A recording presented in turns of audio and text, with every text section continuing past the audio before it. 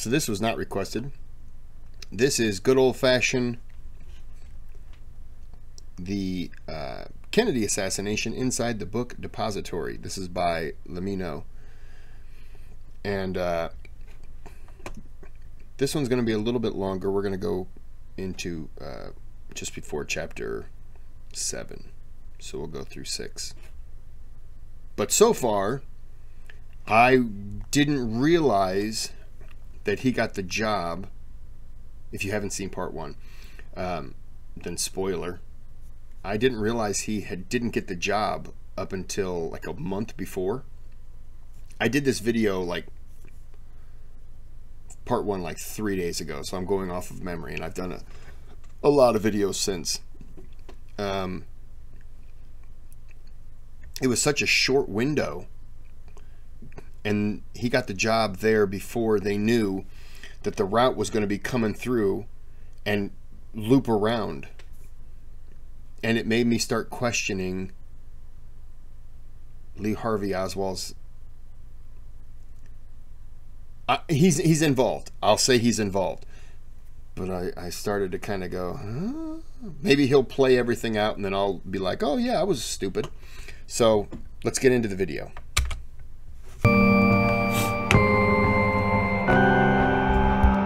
Such an ominous theme. On the morning of November the 22nd, a handful of employees had been assigned to install a new plywood floor on the 6th floor of the book Depository. Every once in a while, they would catch a glimpse of Oswald. I saw Lee Oswald shortly before lunchtime. He was by himself with a piece of paper in his hand.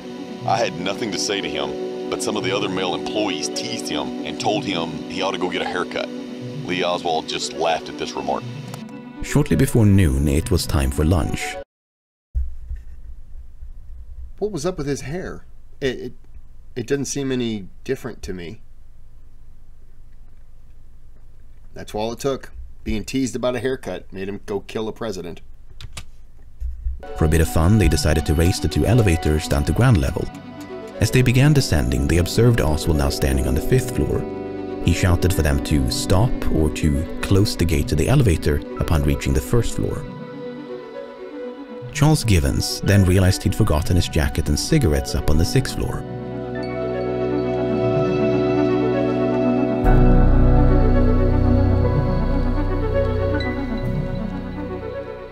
About to return to ground level, Givens spotted Oswald approaching. Lee was coming from the window up front where the shots were fired from. Did you watch where he walked to? Well, no, sir. I didn't pay much attention. I was getting ready to get on the elevator, and I say, "Boy, are you going downstairs?" What did he say to you? I say, "It's near lunchtime," and he said, "No, sir. When you get downstairs, close the gate to the elevator." That meant the elevator on the west side. You can pull both gates down, and it'll come up by itself. What else did he say? That is all. I said, "Okay," and got on the elevator. And with that, Givens became the last person inside the book Depository known to have seen Oswald before the assassination. At least, that's the official story. The encounter... Wait a minute. So him closing the gates, him asking Charles Givens to close the gates, did that mean that he could then hit the, I'm going to say there's a button. He could hit the button and that would call the elevator up, but if the gates were open, then they were stuck on that floor? That's my interpretation of what he's saying, unless I completely got that wrong.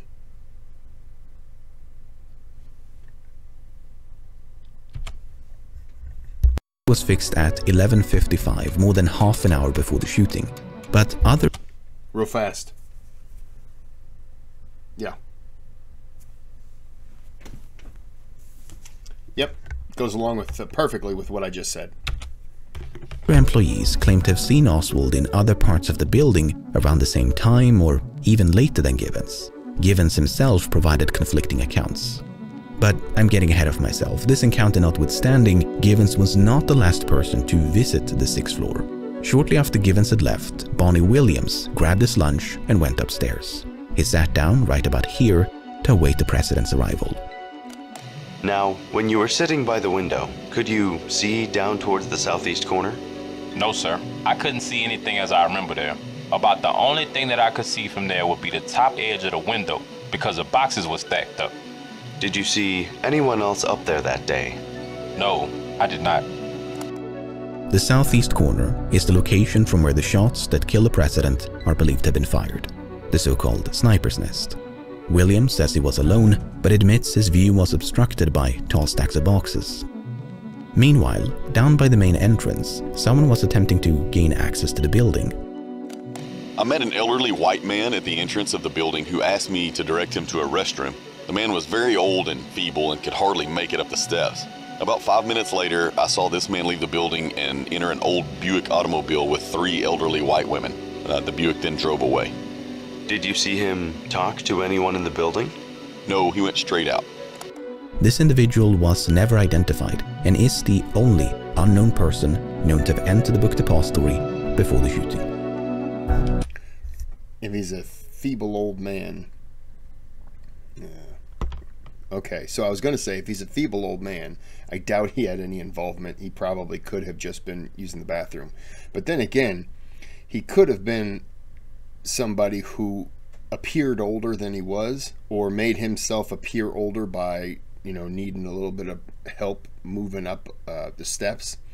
And the cover could have just been 3 old white ladies in a Buick, because, I mean, in America, a Buick is synonymous with older people. No offense. Trust me, in about 15 to 20 years, my ass is going to be owning a Buick, okay? So I'm just saying it could have been a setup like that. But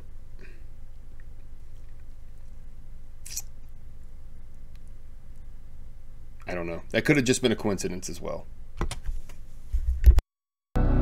After finishing his lunch up on the 6th floor, Bonnie Williams heard the voices of James Jarman and Harold Norman emanating from the floor below. Feeling a bit lonely, Williams went down to the 5th floor and joined his 2 colleagues. The exact time of Williams' departure is unclear, but it was likely no more than 10 or even 5 minutes before the shooting. On the grounds below, a sea of spectators lined the streets of Elm in Houston. Every once in a while, one of them would glance up at the book depository. Indeed, Jarman, Williams, and Norman were spotted on multiple occasions, leaning out the far east windows on the 5th floor. But movement could also be seen on the floor above them, a floor that, by all accounts, was now supposed to be empty.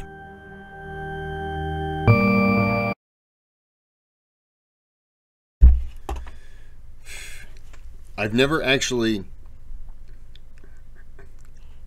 delved into the whole assassination. Like, this is probably my biggest deep dive that I've ever done. No offense to Kennedy, I've never actually really cared that much about the assassination. I've just believed that it was probably Harvey Oswald. But I've always thought, you could come up to me and say, look, Lee Harvey Oswald was involved, but I think it was this person in the grassy knoll. And I would say, you got a great point. And then somebody else could say something and I'm like, oh yeah, no, I'm back over here. Like because I don't have a vested interest in this. I don't know why, and I hate to always go to George Washington, but I have a vested interest in the lead up to the French and Indian War, 7 Years War, because that's very interesting. Maybe this just isn't as interesting. Maybe it's because it's more fresh compared to the other stuff. But now watching this, like I really, it's stirring up something. Like I'm really interested in learning this. I hope you are too.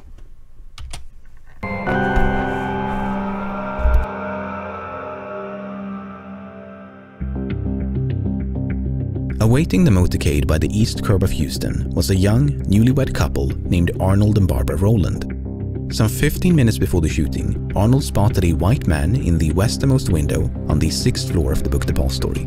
The man was holding a rifle, his gaze locked at Houston. Despite standing a few meters away from an officer, Arnold chose not to report the gunman. Did it ever enter your mind that you should go and tell the policeman of this sight or this vision that you had seen? Really, it didn't. It never entered your mind. I never dreamed of anything such as that. I mean, I must honestly say, my opinion was based on movies I have seen, on the attempted assassination of Theodore Roosevelt, and the other one, Franklin Roosevelt. And both of these had Secret Service men up in windows or on top of the buildings with rifles. And this is how my opinion was based, and why it didn't alarm me. Perhaps if I'd been older and had more experience in life, it might have made a difference. It very well could have. Do you ever have reoccurring dreams, sir? What? Do you ever have reoccurring dreams? Yes. This is a reoccurring dream of mine, sir. All the time. What if I told someone about it? I knew about it enough in advance, and perhaps it could have been prevented. I mean, this is something which shakes me up at times. If Roland's recollection is accurate, it stands in direct conflict with that of Bonnie Williams, who claimed to have eaten lunch on the same floor at the same time. Williams neither saw nor heard anyone, despite having an unobstructed view down to the southwest corner of the building where Roland claimed to have seen the gunman. Unless the guy was sitting he was sitting somewhere around here. Okay, here I think, or here. I don't. So he's sitting here. Maybe the gunman was up on the floor, and they have no need to rush to the window because they know by the sound, listening to the crowd, he's not there yet. The motorcade isn't there, so he can wait. Maybe if that guy continues to sit there,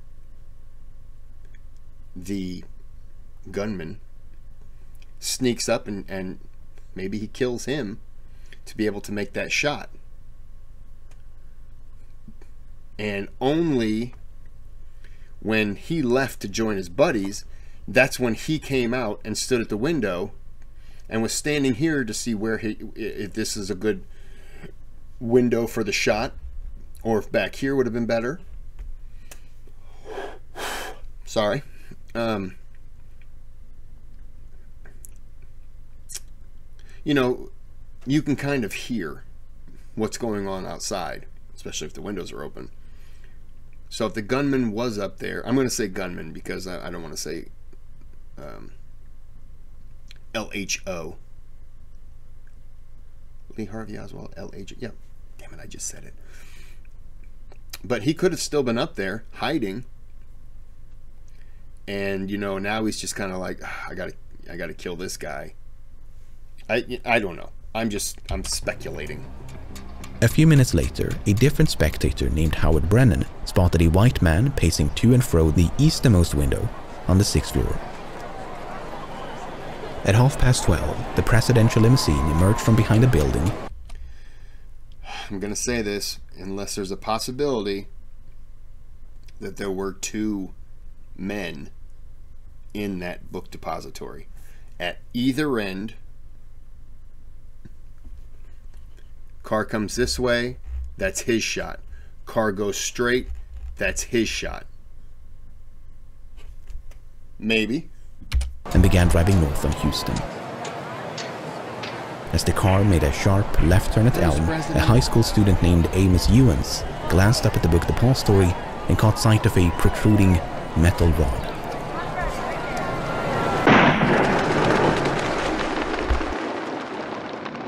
Few realized what had happened. Was it a firecracker, backfiring motorcycle, or presidential salute? People near the Rolands even started laughing, perhaps feeling a bit foolish for being frightened by the ostensibly harmless explosion. Standing by the northwest corner of Elm in Houston was James Worrell. He thought the explosion had come from directly overhead. Sure enough, on one of the upper floors, Worrell could see the barrel of a gun. At that moment, a second explosion echoed through Dealey Plaza. Worrell and Ewens witnessed the recoil and muzzle flash of the rifle in concurrence with the sound. Brennan had yet to realize what was happening. He thought a firecracker had been thrown from the book depository. He looked up, and the man he'd seen pacing only minutes before was now aiming down the sights of a rifle. It's not known for sure, but it is believe that President Kennedy has been shot. President Kennedy and Texas Governor John Connally shot by an assassin today in Dallas, Texas. Brennan could only recall hearing 2 shots, but his testimony implies he might have heard 3. He confusingly said he saw the gunman fire the last shot, yet denied seeing the discharge of the rifle. In the immediate aftermath of the shooting, the rifle was seen by a handful of witnesses as the gunman cautiously withdrew from the window. The rifle, or what looked like a rifle, was drawn fairly slowly back into the building, and I saw no one in the window with it.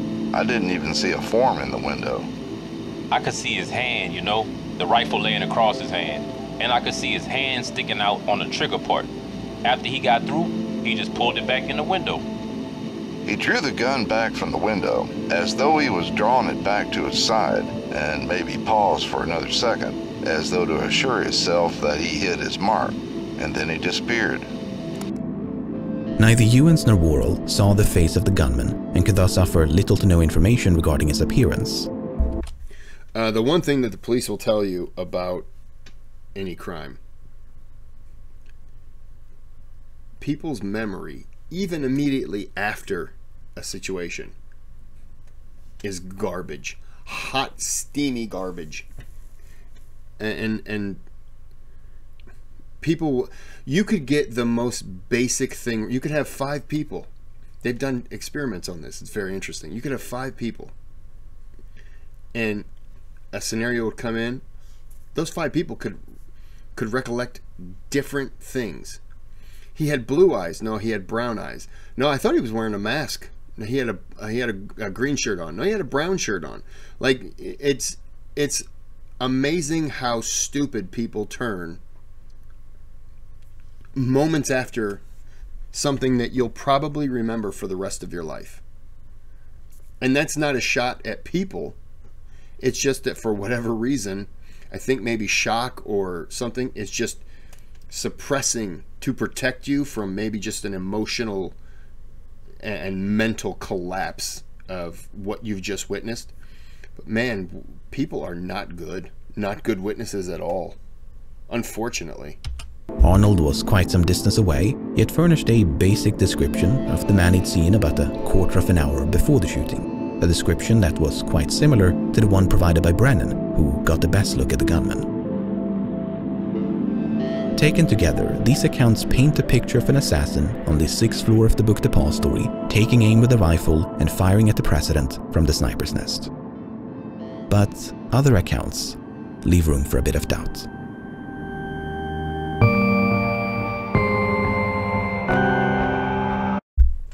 I don't know how you can be standing on the street at a distance looking up into a building and say, yeah, he looked like he was in his 30s. Like, how the hell do you judge that? I'm getting angry right now.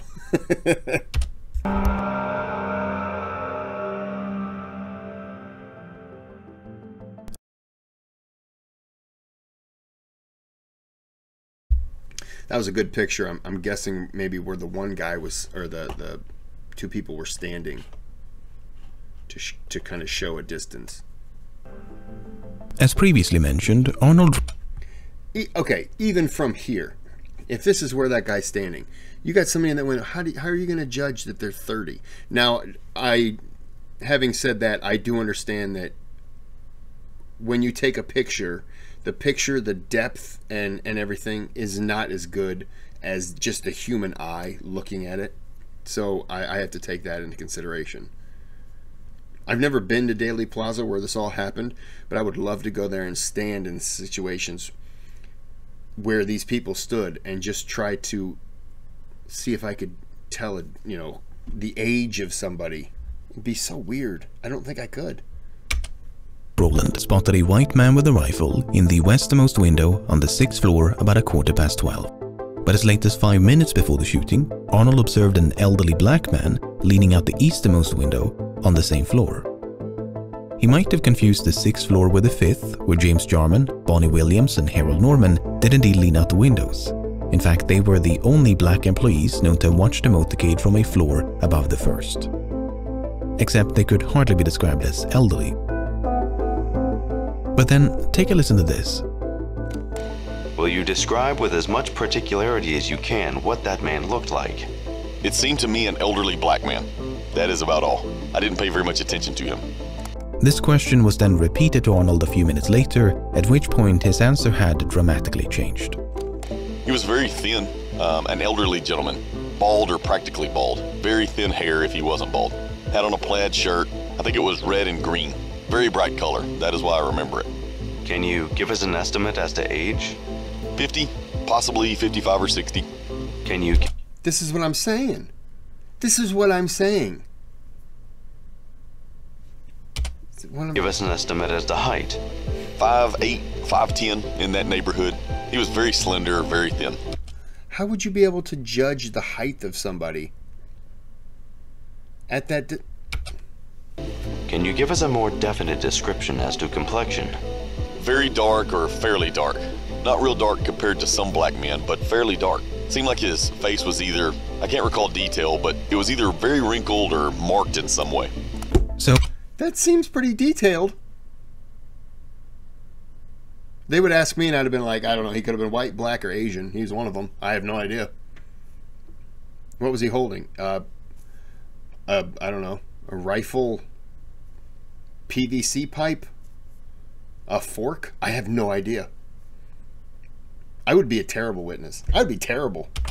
So, in the span of a few minutes, Arnold went from "I didn't pay very much attention" to describing the man's complexion, hair, clothing, age, height, build, and even the blemishes on his face. The only thing he didn't say was, and he walked with an odd limp. His left foot was twisted in a little bit. How did you know? I just looked at it, just how I gauged it. It's garbage.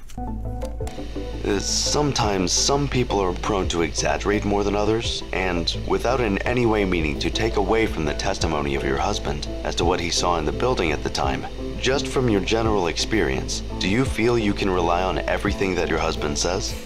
I don't feel that I can rely on everything anybody says. Well, this is really an unfair question for me to ask any wife about her husband, and I am not asking it very correctly, but... At times, my husband is prone to exaggerate. Does that answer it? I think it does. Is there anything else you want to add to that, or not? Usually, his exaggerations are not concerned with anything other than himself. They're usually to boost his ego. They usually say that he is really smarter than he is, or he's a better salesman than he is. Something like that. As leading as that line of questioning was, Barbara was not alone in doubting her husband's credibility. Officials at 2 separate high schools attended by Arnold explicitly warned authorities not to trust everything he says. He was characterized as someone who would not hesitate to fabricate a story and not tell the truth regarding any matter. Indeed, Roland lied or exaggerated on multiple occasions when he testified. You know, there's a very good chance that he was so willing to step forward, and maybe he did see somebody in there. I'm not doubting that he did see someone there. A lot of people saw, I guess. I don't know. Maybe I'm lying. But I would say that maybe he did see. But everything after that, I would say he came forward. There's a part of me that thinks that people really give a lot of detailed information in the hope that it's helping, that they can help solve a case, especially the murder of a president. But what they don't realize is all they're doing is clouding the field of what is true, what is not, and all of and they have to sort all that out. And you're just throwing stuff onto the pile that someone now has to look at, review, stick it aside, and try to find something that would match with that.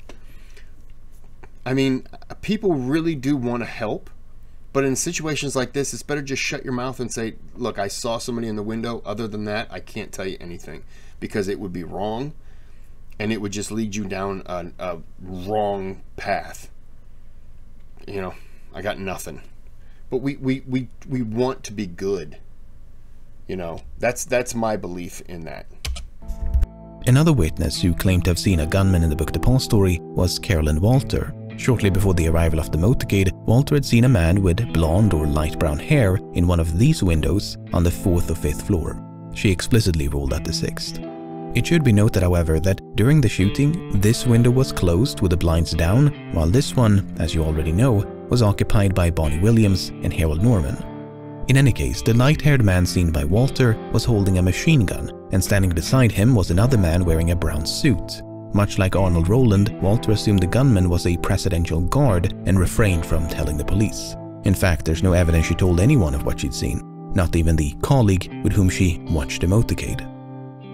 In Walter's defense, 2 other witnesses recalled seeing a man with light or light brown hair on the 5th or 6th floor, except they never saw a weapon nor an accomplice. Disagreements regarding the floors were at least in part due to the ground floor lacking visible windows. How do you know it was the 6th floor rather than the 5th floor? I went with the FBI and I showed them the window, and I didn't count the bottom floor. You mean the first time you gave a statement, you didn't count the bottom floor? That's right. Another source of confusion was the distinct visual difference between the 7th floor and the ones below. When you first glance at the building, you're thrown off a little as to the floors because there's a ridge. It almost looks like a structure added onto the top of the building, about 1 story above, so you have to recount. Not only that, but multiple witnesses described the 6th floor as the 2nd floor from the top. But in the chaos that ensued, it seems the tail end of that sentence was not always recorded.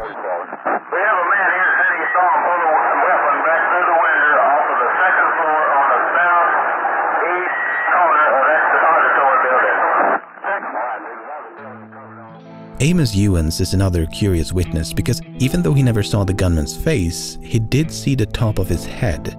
Somehow. What did you see in the building? I saw a bald spot on this man's head. Trying to look out the window, he had a bald spot on his head. I was looking at the bald spot. Oswald did not have a bald spot. He was thinning a bit in the front, but otherwise had a full head of hair. But the strength of Ewens' account is somewhat diminished by his inability to recall much of anything else. Could you tell whether he was a black gentleman or a white man? No, sir. Couldn't even tell that, but you have described that he had a bald spot in his head. Yes, sir. I could see the bald spot in his head. Now, could you tell what color hair he had? No, sir. Could you tell whether his hair was dark or light? No, sir. Long after the assassination, 15 years to be precise, a journalist working for the Dallas Morning News tracked down a man named Johnny Powell. Powell had supposedly seen 2 men fiddling with a scope on a rifle in the sniper's nest. He described their complexion as darker than white, but that was about it. Once again, one has to wonder if he confused the gunmen with Jarman, Williams and Norman on the floor below. I mean, after 15 years of silence, there's no telling how Powell's memory could have been distorted. A good example of such distortion is Richard Carr. A few minutes before the shooting, Carr had been standing roughly here when he spotted a man on the 7th floor of the book Depository, all the way over here. The man was white and wore a hat, glasses and sport coat. In the immediate aftermath of the shooting, Carr returned to ground level and caught sight of what he believed to be the same man now trotting south on Houston. He made a left turn right about here before being picked up by a station wagon. By 1969, however, Carr's story had notably changed. The man with a sport coat had now been standing on the 5th floor, not the 7th. After the shooting, Mr. Sportcoat had emerged from behind the book depository, accompanied by 2 other men. They too had been picked up by a separate station wagon before speeding away. It's unclear how Carr is supposed to have seen all of this, considering what he told the FBI back in '64. Carr advised that from his location on the steel structure of the new courthouse building, it would have been impossible for him to observe the lower floors and entrance of the book depository, and that from his position he could only see the top floor and the roof. In Carr's defense, James Worrell had seen a man emerge from the rear entrance of the book depository about 3 minutes after the shooting. This man also wore a sport coat and headed south on Houston. Except the man seen by Carr was kinda stocky and wore a hat, while the man seen by Worrell had a slender build and was hatless. Besides, anyone connected with the shooting, leaving via the rear entrance, would surely have headed north, not towards the scene of the crime. As if that was not enough, 2 other witnesses, James Romack and George Rackley, stood roughly here for several minutes after the shooting. Both of them paid special attention to the rear entrance of the building. Mr. Romack stated that from the time he heard the shots, he had looked toward the book depository and had under his immediate observation the loading dock and the back door. He stated he is positive that no one came out of this door or out of the loading dock doors. Could you see the back door of the Texas School Book Depository? Yes. Were you looking towards that direction? Yes, sir. About how long did you keep your eyes fixed over there? Oh, I would say 5 minutes anyhow. Probably 10. I was looking up that way at all times. Did you see any people leave the Texas School Book Depository by way of the rear exit? No, sir. Did you see any people running north on Houston Street? No, sir. Unfortunately, conflicting accounts were not limited to the book Depository. Among the hundreds of witnesses in the vicinity of Dealey Plaza, nothing was as disputed as the number and origin of the gunshots. And Governor Conley was holding his stomach. And the shots were almost simultaneously, weren't they? Yes, sir. They were probably 10 seconds apart. Do you know who fired the third shot? I didn't hear a third. I don't recall a third shot. There may have been. My family hit the ground, and I don't recall a third shot. I just couldn't. I'm not certain of that. I do know I heard 2 shots. Yeah, I heard 3. I know you there heard were 3. Well, yeah, I said to Jerry after the second shot, I said, "My God, those are gunshots." I told you, people's memory is just so untrustworthy. Unfortunately, when you're around a bunch of people, that's almost the perfect time to commit a crime. The more eyewitnesses, the better chance you're going to get away with it, because the descriptions are going to be completely all across the board. This was good. Angering, but good. That's too far. Yeah, we'll go to 46 on the next one. Be a little shorter.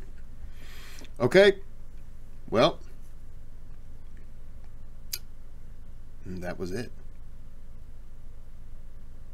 Oh, this is absolutely nothing for all of you, but I'll show you. I got this new tool for we were doing some LVP, which is it's laminate vinyl flooring, and I bought this. I'm sure everyone's kind of seen these before,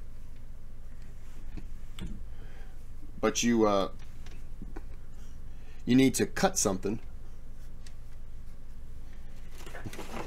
and you need to get it pretty accurate. So you just stick this. Oh, my hand's in the way.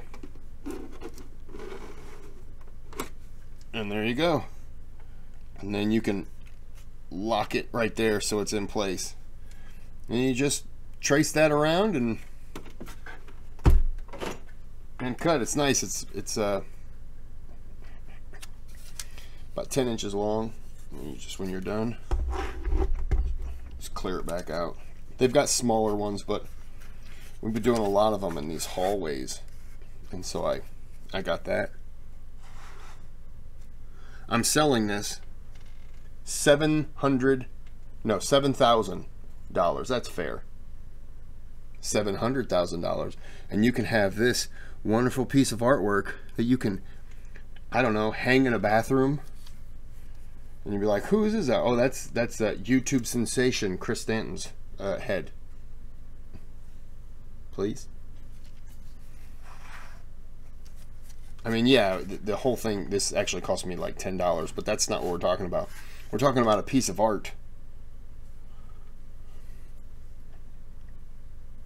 No? Nothing? All right. You are missing out then, my friends. So we're going to end the video here. There's a thanks button on the channel. You can donate and, you know, request things. You don't have to donate. Any donation is appreciated. And sincerely, to everyone who has donated, I sincerely appreciate it. Subscribe if you're watching this channel. That'd be, if you've watched it before and you haven't subscribed, just do it. Click on it. Or you know, don't be one of those people. Give it a thumbs up. That really helps a lot. And if you're one of those people who likes to give a thumbs down, I have a lunchbox over there that I have not used for a while, but I'm going to fill it with baked beans, and I'm going to drown you in it. Face first. And I don't know what gurgling sounds make... What did I just say? I don't know what the... Okay, so we're going to end this here because I don't know what I'm saying. Have a good day. Have a good night.